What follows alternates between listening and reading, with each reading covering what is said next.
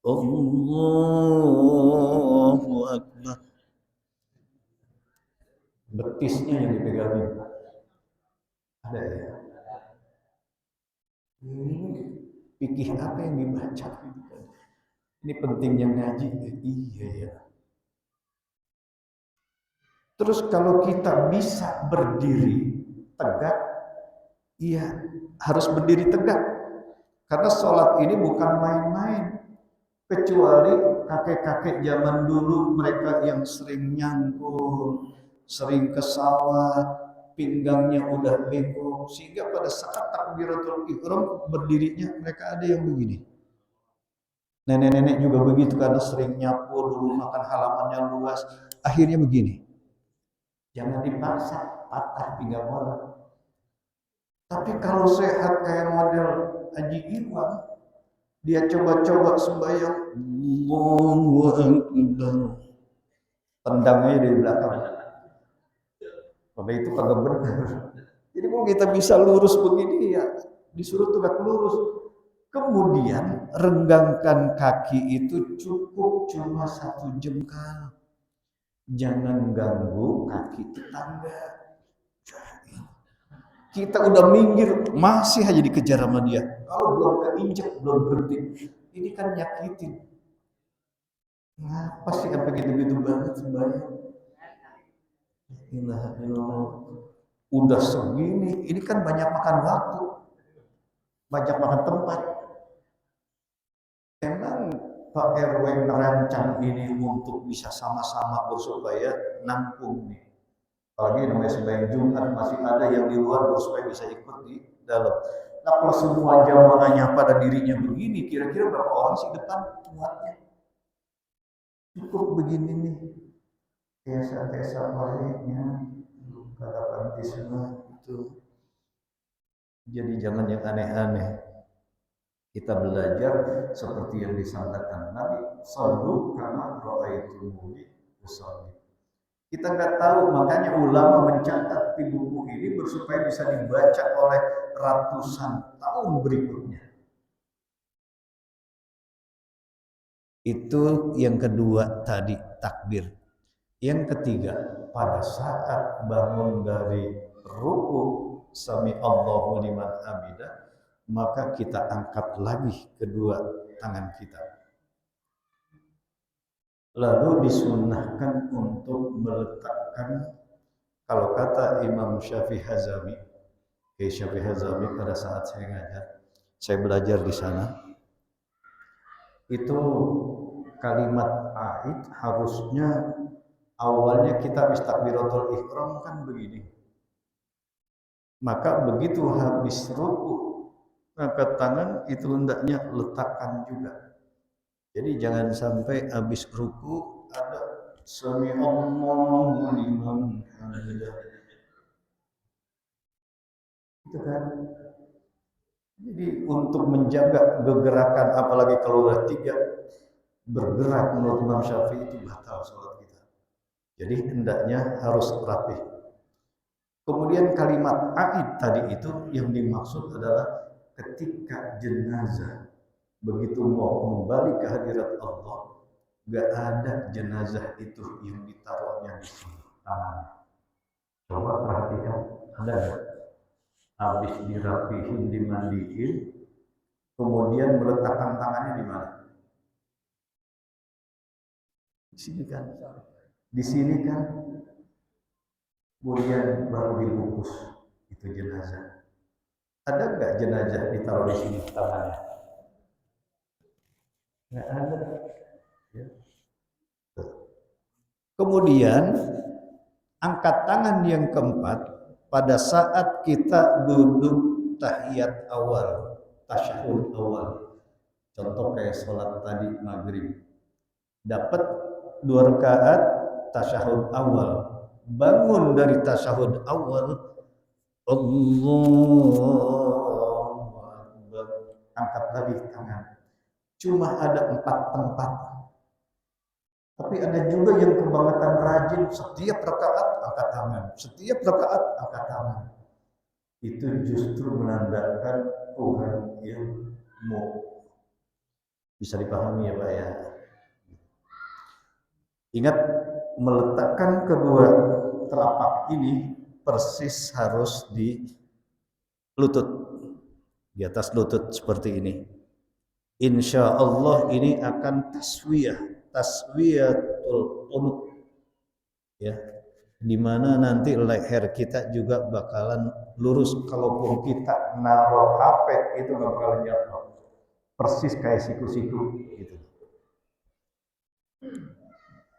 Ya meskipun ini udah kita lakukan, artinya untuk kita bisa cek cross lagi apa yang kita lakukan benar-benar diterima oleh Allah Subhanahu wa Ta'ala.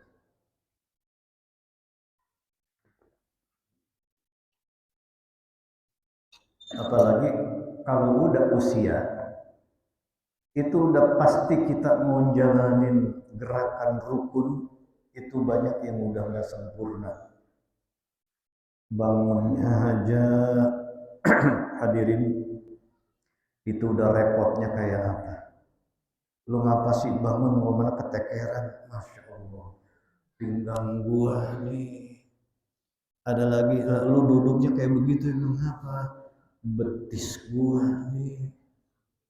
Udah banyak banget. Kalau kemarin mah orang-orang cuman nyayurin asem, sekarang mah urat pada asem. Itu masalahnya.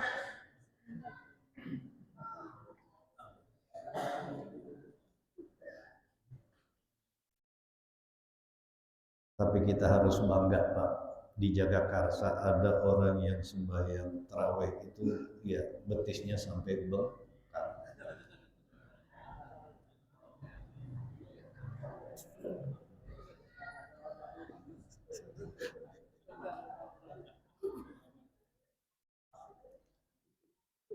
Wa ayyaqula fihi subhana rabbiyal azimi wa bihamdi.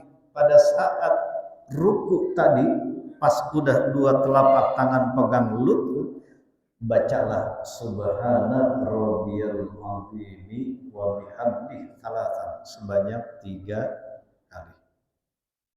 Kalau ada imam yang baca sampai 4 kali, makruh.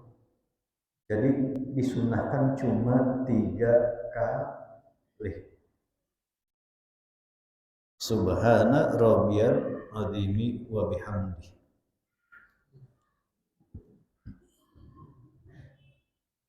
Walau qala man hamidallah sami'a lahu, kalaupun ada yang ngomong hamidallah sami'a lahu, itu boleh dari susunan nahu masih bisa dibenarkan. Kenapa? Yang penting maknanya. Sebab kalimat sami'allahu liman hamidah ini maknanya taqabbalallahu minhu hamdahu wa jazahullahu alaihi. Semoga Allah menerima darinya puji-pujian kepada Allah Subhanahu wa taala, wa jazahullahu alaihi, dan semoga Allah akan balas. Jadi benar, kalau menurut definisi fikih bahwa as-salatu hiya ad-du'a, bahwa sembahyang itu menurut bahasa adalah doa. Setiap yang kita ucapkan ini semuanya mengandung doa. Makanya sampai doa begitu kita habis sujud, kan duduk antara 2 sujud. Ada berapa permintaan Pak? Begitu Allahu Akbar, Rabbighfirli warhamni wajburni warfa'ni warzuqni wahdini wa'afini wa'fu anni. 8 permintaan kita. Kita paham nggak tuh minta itu? Ya. Sebab kalau sampai sekarang belum paham, belum connect, maksudnya apa kita baca itu kalau kita sendiri nggak paham? Sama juga begini nih, kalau orang kagak paham, bisanya cuma ngomong doang. Dibilangin sama temennya, gua dapat kerjaan, tapi itu bos ngasih gua, Masya Allah, waktu dari jam 7 pagi sampai jam 7 malam. terus istirahatnya cuma sebentar, begitu padat. Kata temannya, udah ngomong apa bos, minta dispensasi. Dia kagak tanya lagi arti dispensasi itu apa. Ngadep dah bosnya, bos, saya kalau begini minta dispensasi ya bos. Bosnya nanya, emang dispensasi itu apa? Ya semacam tas. Tas buat buku, iya. Ya bosnya ke dalam ngambil tas dikasih, ya ini kalau kamu minta dispensasi. Udah pulang ketemu temennya, udah lu minta dispensasi, udah. Gimana katanya? Ini gue dikasih tas. Lah emang lu ngomong, gue udah ngomong minta dispensasi. Ya cuma gue pikir dispensasi apa? Kau kirain kagak ngerti mau. Nah kita ini puluhan tahun sholat, bahasa yang kita ucapkan itu harus merasuk dan kita pahami. Kalimat Allahu Akbar, Allah Maha Besar. Makanya kita diajarin pada saat baca Fatihah saja, di situ kan terjadi dialog langsung kita dengan Allah. Alhamdulillahirabbil alamin, dijawab oleh Allah. Qala Allah Ta'ala hamidani abdi. Ar-Rahmanir Rahim. Qala Allah Ta'ala asna alayya abdi. Maliki yaumiddin, majjadani abdi. Semua ucapan kita itu dijawab oleh Allah. Makanya indahnya orang sholat tuh di situ.